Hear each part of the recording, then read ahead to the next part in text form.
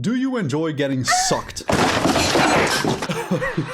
Okay, that came out pretty damn wrong, but you know, before you click away from this video, let me explain. I've been asked to do this one for literal months now, and I just felt it was finally time to get this one out of the way. You probably already guessed it through the video title and the, I guess, pretty obvious thumbnail, but today's video is all about Kirby and how far my unprofessional ass thinks he could get in the magical world of Dragon Ball. Now, I do feel it is necessary to put in a little disclaimer here. I have never played even a single Kirby game in my entire life. I know, blasphemy and all that good stuff, but I just simply wasn't a very big Nintendo fan, to be honest. Like, even Sonic or Mario, I mean, Sonic is Sega, but you know, those type of games, I just never really played a lot of them. This does mean that all of the information in this video is gathered by me browsing the various forums and wiki sites there are on Kirby. There will be no, like, personal gameplay related claims in this video, if you get what I mean. I probably wasn't really clear there, but, you know, that's a little disclaimer I do find, you know, fair to put in here. But as per usual, I will do my absolute best to try and include factually accurate information, but since a good portion of these types of videos are pretty opinion-based, especially in my case, I obviously can't guarantee you a 100% mathematically accurate appraisal, but I don't think a lot of people expect that. I think a lot of the people who watch my videos like this one are also just here to share and discuss the subject among fellow peers in the comment section down below. But with this little disclaimer out of the way, let's first take a look at who, or rather what, Kirby even is.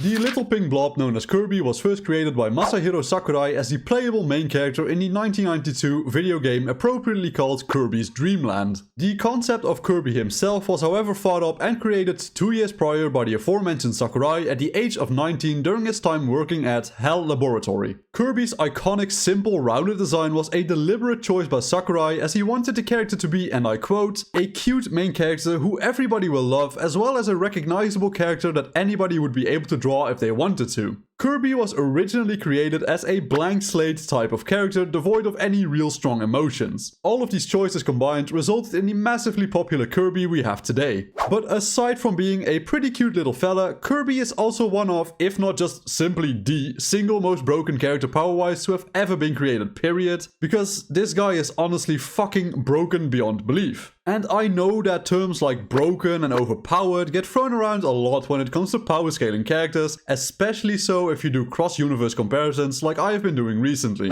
But trust me when I say that Kirby is the textbook definition of broken beyond all fucking belief. To really just put this into an analogy of sorts my fellow Yu-Gi-Oh players would understand, scaling Kirby to other characters is kind of like grabbing your random Ghost Trick deck from 10 years ago, losing the die roll, and going second against full combo, full power Vanadium. And for those who are not familiar with that analogy, it basically means it fucking sucks donkey dick to compare Kirby to pretty much anything else. But I am a man of my word, so without further ado, let's take a look at Kirby's abilities. So what can our 8-inch tall blob do? Starting off with the pretty basic simple stuff, Kirby's alien biology allows him to stretch and morph his body into many different shapes. This mainly comes in handy for when he wants to fly by turning his body into a balloon, for example. Or if he wants to suck up a large enemy, he can really expand his mouth to fit it. And this is also the perfect segue to Kirby's signature and most popular ability, absorption. Like I stated before, Kirby can expand his mouth to suck up any enemy he wants. He then has two options. Option 1 is to yeet the enemy out of his mouth at super speed with the hope that they break their skull on whatever they land on. Or you have option 2. Swallow them and gain all of their abilities with no real drawbacks. Yeah, you heard that right. Kirby can just swallow everyone and everything and just shamelessly copy the abilities of whatever enemy or inanimate object he swallows. That in and of itself is already an incredibly broken ability that is practically unbeatable. Just being straight up honest there, Kirby could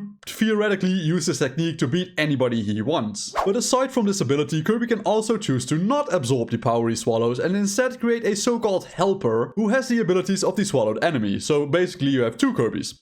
Hi, Squidward. I'd like you to meet my cousin Stanley. We're related. There's 2 of them? So let's say that Kirby is up against Yamcha and Tien, for example. Kirby can absorb Tien and create a helper with the same abilities as Tien. Yamcha would then be up against what is essentially a perfect copy of Tien, as well as Kirby, which can absorb Yamcha at will. Kirby can also create small pink hearts, which he can throw at his enemies to turn them into his allies. Think of this as a mass, brainwashing attack of sorts. The games have also shown that Kirby can upgrade his absorbed power, so it is pretty likely that if he absorbs, let's say, Super Saiyan God Goku, he could upgrade his power into that of Super Saiyan Blue Goku, or even maybe Ultra Instinct Goku. Okay, so Kirby has some very broken abilities, but surely he is not very durable as a trade-off, right? Let me start this one off by saying that Kirby is in fact not as durable as many of the late Dragon Ball characters. To my knowledge, the biggest quote-unquote attack Kirby has tanked is a planetary explosion from which he ran away. This leads me to believe that attacks of around that caliber or even higher would be able to at least severely damage Kirby. Now, do I have conclusive proof of this statement? Well, no, but I also can't sit here and say that Kirby can tank a universal scale Dragon Ball attack, because as far as I was able to find, there is no real way of validating that claim. And if I just sit here and say, oh yeah bro, Kirby can easily tank Super Saiyan 3 Goku's Dragon Fist, no problem. And the source is me bro, just trust me bro. I am fairly certain that I will get lynched by pretty much every person on YouTube, so I will just kindly refrain from doing that. But although Kirby is not as durable as most late Dragon Ball Z characters, it's not like he is made of paper mache. He should still be able to comfortably tank planetary scale attacks, or at least he has the capability to react quickly enough to them to evade them. Aside from having broken powers and being fairly durable, Kirby is also very fucking fast thanks to his little warp star. When using his warp star, he can basically move from point A to point B at a speed literal quadrillion times faster than light. One pretty important disclaimer to add to this feat is that he does need his warp star in order to reach this speed. If he does not have his warp star, he is slower than your average just regular dude. But with the warp star, he is many times faster than anyone in Dragon Ball, save maybe the characters that can use techniques like instant transmission or Kai Kai. So with this, we have more or less talked about the general things Kirby can actually do in a fight. But this brings us to the next brick wall we face, with said wall being how far Kirby would actually get in Dragon Ball. I have thought long and hard about how far I believe Kirby would get, and have come to the conclusion that he, with all of his powers and items, could solo the entire Dragon Ball verse period. Kirby, just like Sonic, is an incredibly strong character who is honestly nigh unbeatable if he just has access to all of his shit. In terms of, actual physical power, Kirby just stands no chance in hell. I think we can all agree on that one. But luckily for Kirby, he does not rely on his own physical power at all. He relies on his absorption technique. This technique is essentially an upgraded and straight up just better version of Majin Buu's absorption technique. It's faster, Kirby has full control over it, and the target gets thrown into Kirby's own personal pocket dimension over which Kirby has complete control. Simply put, if any Dragon Ball character, it doesn't matter who, gets hit with this technique and is unable to avoid it somehow, they lose. They straight up auto lose on the spot. And to make things worse for the Dragon Ball verse, Kirby also just steals their powers one at a time. The only way I can see Kirby losing is if he loses his Warp Star or it gets destroyed or something like that, something like that happening. With his Warp Star, he also just pretty much outspeeds nearly everyone in the Dragon Ball universe, with the only 3 exceptions I can think of being users of instant transmission, the Kais that can use the Kai Kai technique, and maybe the Angels using the Warp technique they have to traverse space, but I'm not entirely sure on that one. Other than those 3 types of fighters, I can't think of anyone who would be able to outspeed a Kirby with his Warp Star. However, if you take the Warp Star away somehow, Kirby becomes quite literally the slowest character ever. But taking it away would only be a temporary solution, because I am fairly certain that in some of the newer Kirby games he can just generate and spawn new Warp Stars from his body on command. So even if you take the Warp Star away, you would have a window of, let's say, maybe 1-2 seconds before you can just spawn a new one. And this small window is honestly the only real time I can see a Dragon Ball character having a chance to potentially destroy Kirby with an attack that is at least planetary and probably needs to be stronger than that. Also note that they would also need to avoid his absorption technique, his brainwash technique, his helper technique, etc.,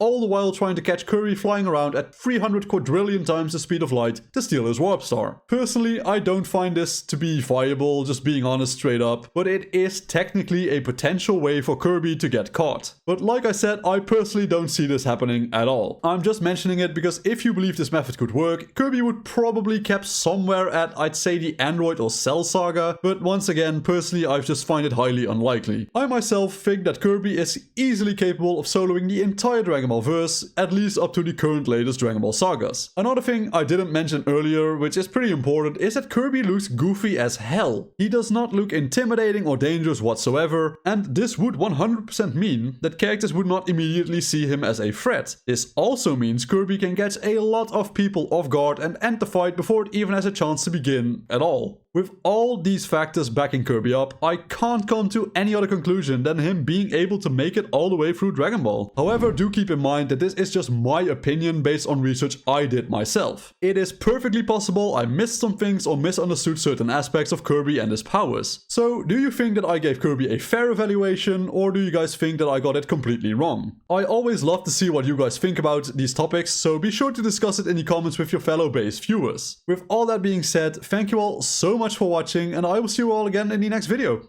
Peace out. If you enjoyed this video and want to see more similar content in the future, please subscribe and hit the bell icon to never miss another video ever again. If you want to support me in another way, I recently set up a channel membership option. It's only $5 a month, but please only spend your money on supporting me if you can actually miss it. Things are expensive enough already as things stand, and I don't want people to get monetary issues because they want, they feel they want to support me. With that being said, thank you all so much for watching, and I will see you all in the next video. Peace out.